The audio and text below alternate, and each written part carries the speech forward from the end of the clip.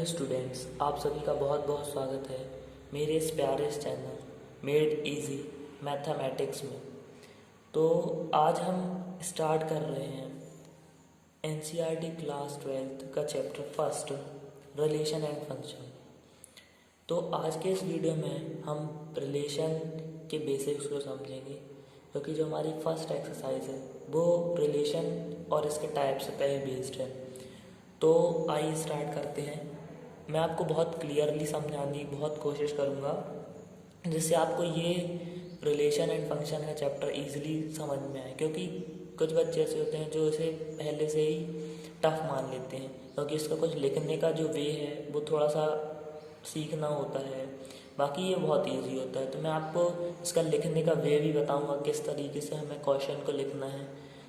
आने वाली वीडियो में आपको सब पता चलेगा। आज हम देखते हैं रिलेशन के बारे में, जानते हैं रिलेशन।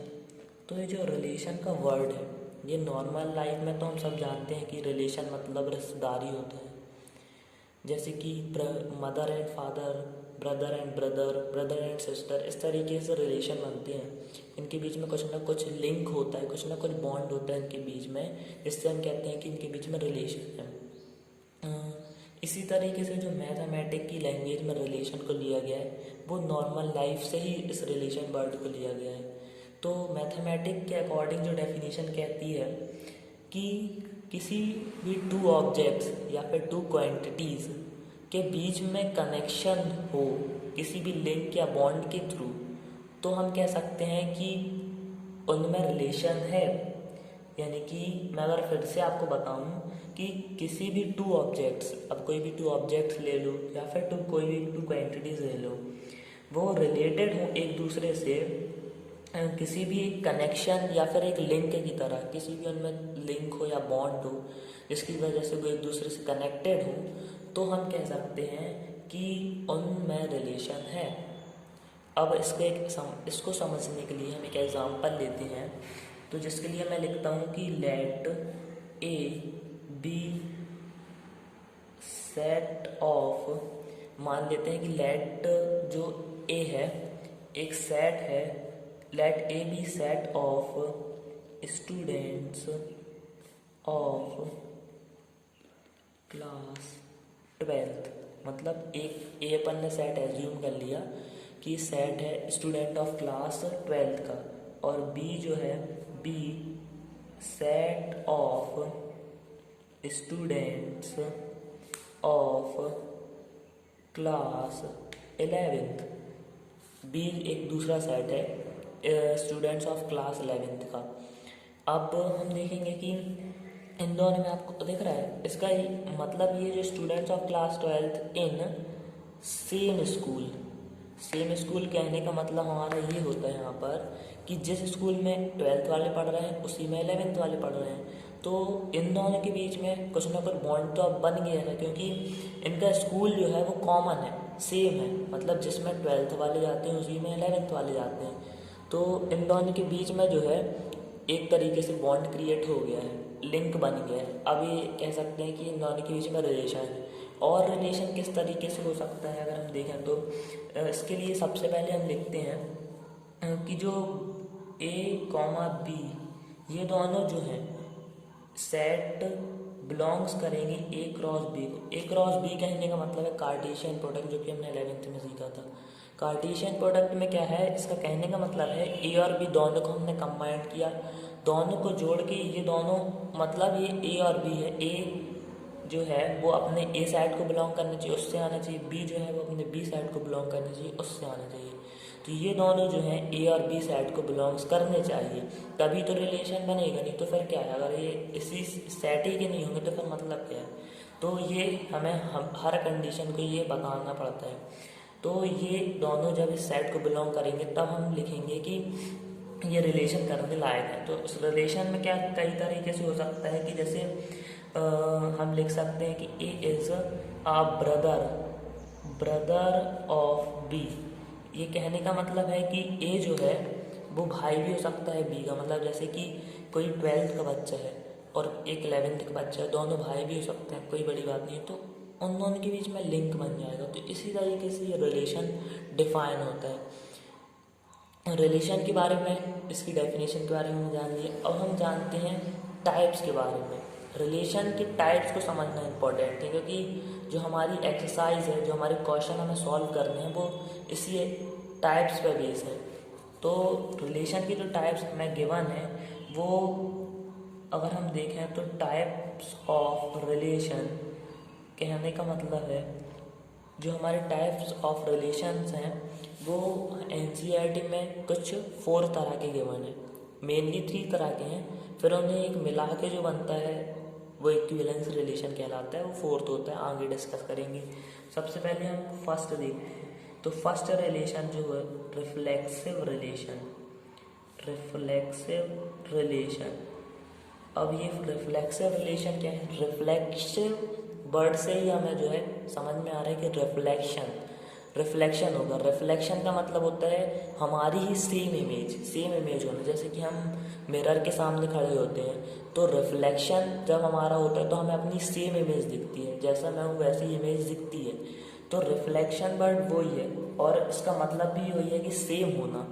तो जैसे कि अगर हम इसमें कोई भी एक एलिमेंट ले लेते हैं, सपोज करते ए एलिमेंट ले लेता हूँ मैं, और ए जो है, सबसे हमें ये बताना पड़ेगा ए जो है ए सेट को बिलोंग कर रहा है, क्योंकि जो हमने ए एलिमेंट को चूज़ किया है वो सेट ए से लिया है, कहीं बाहर से नहीं लिया है। तो हमें ये बताना पड़ेगा कि A is belongs to set A.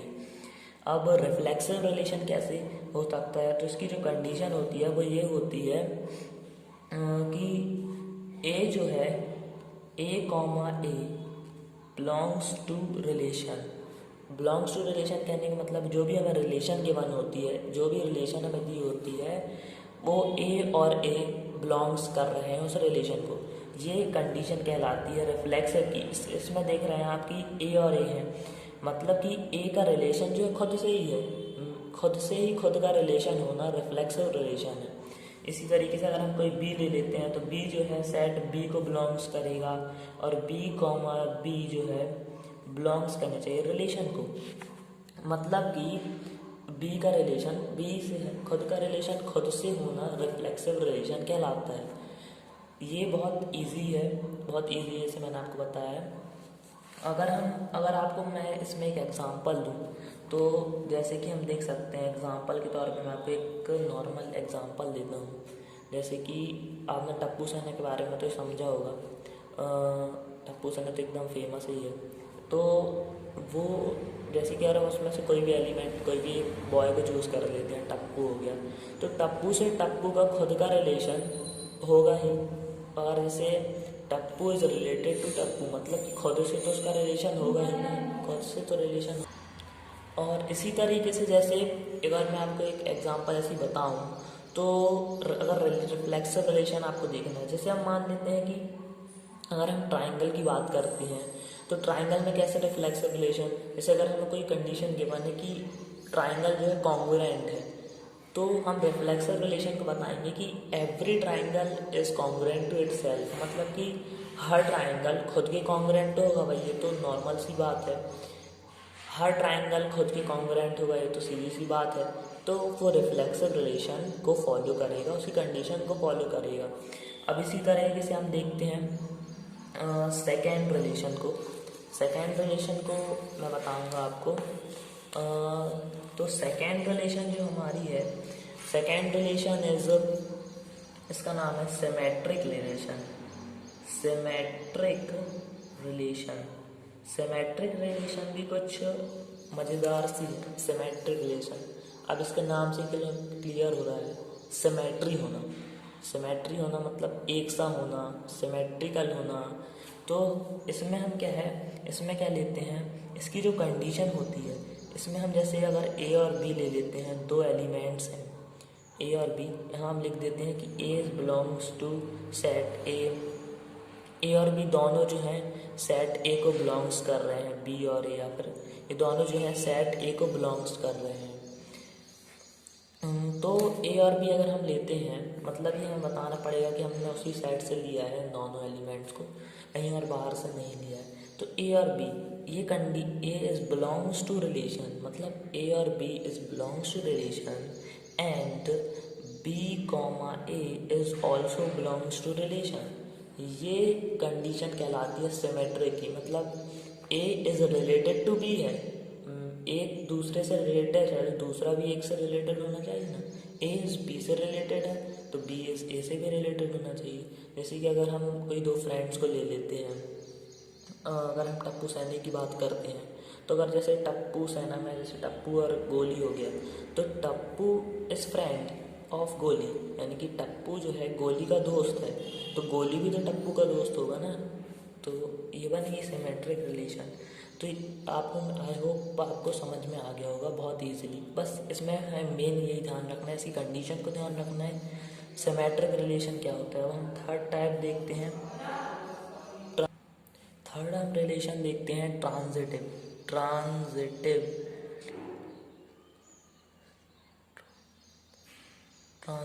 Relation हम देखते हैं। ट्रांजिटिव रिलेशन में जो है क्या कहता है ट्रांजिटिव रिलेशन, तो अब हम आ जाते हैं ट्रांजिटिव रिलेशन पे। तो ट्रांजिटिव रिलेशन भी अपने में एक मज़ेदार रिलेशन है। तो इसमें क्या है ट्रांजिटिव रिलेशन, इसमें क्या होता है कि अगर इसमें इसकी जो हम कंडीशन देखते हैं, जैसे कि हम तीन एलिमेंट्स ले लेते हैं, चलो ए कॉमा बी कॉमा सी, और हम कहेंगे तीनों जो हैं बिलोंग्स कर रहे हैं सेट ए को। ये हमने मतलब समझ लो इनकी जगह कोई भी डिजिट हो सकती है, कुछ भी हो सकता है, तो वो हमने सेट ए, एक सेट ए है उसमें से ही लिया है, कहीं बाहर से नहीं लिया है, ये हमें बताना पड़ता है। अब इसमें जो कंडीशन होती है वो ये होती है कि A comma B belongs to R comma B comma C belongs to R बराबर होना चाहिए, and A comma C also belongs to relation R. इस तरीके से जो कंडीशन बनती है वो हम कहलाते हैं कि this is a transitive relation. मतलब कि A comma B belongs to R relation को बी कॉमा सी रिलेशन को बिलोंग्स करेगा, और A comma C also belongs to relation R, जो हमारी रिलेशन हमारी कंडीशन है उसको बिलोंग्स करेगा। तो ये कंडीशन कहलाती है ट्रांजिटिव की। अब जैसे कि हम एक एग्जांपल ले लेते हैं, अभी हम टप्पू सेना की बात करते हैं। तो टप्पू सेना में जैसे आप सब जानते ही होंगे, तो मैं पता है कि जैसे कि टप्पू हो गया, गोली हो गया, पिंकू हो गया, तो अगर हम कहेंगे कि भाई टप्पू इज़ अ फ्रेंड, इनके बीच की जो रिलेशन है, जो कंडीशन है वो है कि दे ऑल आर फ्रेंड्स हैं और फ्रेंड्स होने चाहिए। तो Tappu is a friend of गोली, टप्पू जो है गोली का फ्रेंड है, गोली जो है पिंकू का फ्रेंड है, एंड पिंकू गोली इज़ फ्रेंड ऑफ पिंकू।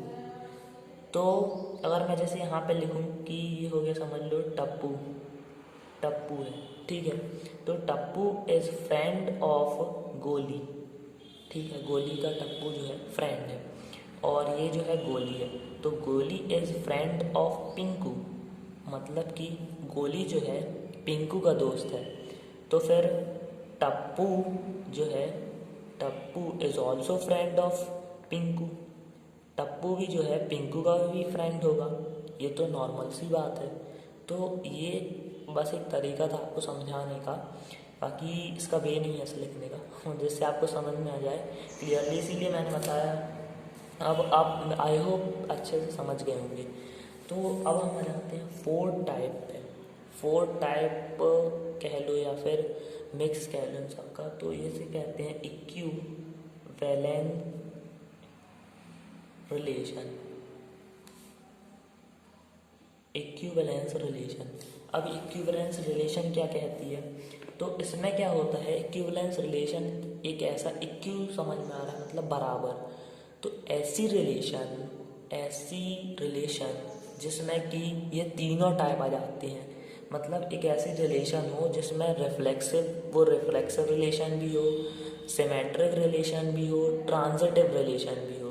तो जब ये तीनों एक साथ आ जाती हैं तो हम कह सकते हैं कि it is are equivalence relation. मतलब ये जो है इक्विवेलेंस रिलेशन है, इसमें जो ऐसी रिलेशन जो रिफ्लेक्सिव की कंडीशन को ही फुलफ़िल करती है, सिमेट्री की कंडीशन को ही फुलफ़िल करती है, ट्रांजिटिव की कंडीशन को ही फुलफ़िल करती है, तो हम कहते हैं कि this is our reflexive relation. तो आज की इस वीडियो में हमने रिलेशन और इसके टाइप्स को समझा है, कौन कौन से टाइप्स हैं इनको अच्छे से समझ लिया है। मैंने आपको इसीलिए ऐसा बताया जिससे आपको टाइप्स एकदम अच्छे से क्लियर हो। अगर मैं इसको ज़्यादा डीपली घुस के बताता तो आपको शायद नहीं समझ में आता, लेकिन मैंने जो हमें नेसेसरी है, जो हमें इम्पोर्टेंट है, जिस वे से हमें क्वेश्चन सॉल्व करने हैं, जिसकी हमें क्वेश्चन सॉल्व में नेसेसिटी होगी, उन चीज़ों को लेके मैंने आपको समझाया है। अगर आपने इतना समझ लिया अच्छे से तो आप क्वेश्चन ईजिली सॉल्व कर लेंगे, मेरी गारंटी है। तो आज के लिए बस इतना ही। आने वाली वीडियोस में आपको और अच्छे से अच्छी वीडियो देने की कोशिश करूँगा। आगे हम इसके एग्जाम्पल को देखेंगे और क्वेश्चन को सॉल्व करेंगे। साथ में मैं आपको इस क्वेश्चन को लिखने का, जो हम इसको कैसे सॉल्व करेंगे, उसका वे बताऊंगा, क्योंकि इसमें वे इम्पोर्टेंट करता है कि हमें कैसे लिखना है। क्वेश्चन तो बहुत ही इजी होते हैं, बहुत छोटे छोटे होते हैं, लेकिन उसमें जो कैसे लिखना है वे, वो हमें जानना इम्पोर्टेंट है। तो मैंने जैसा वे सीखा है, बहुत अच्छे वे से मैं आपको बताऊँगा कैसा क्या लिखना है, और जिससे आप उसमें फुल मार्क्स गेन कर सकते हैं। तो आज के लिए थैंक यू। अगर पसंद आई हो वीडियो तो लाइक करना और सब्सक्राइब कर देना प्लीज़।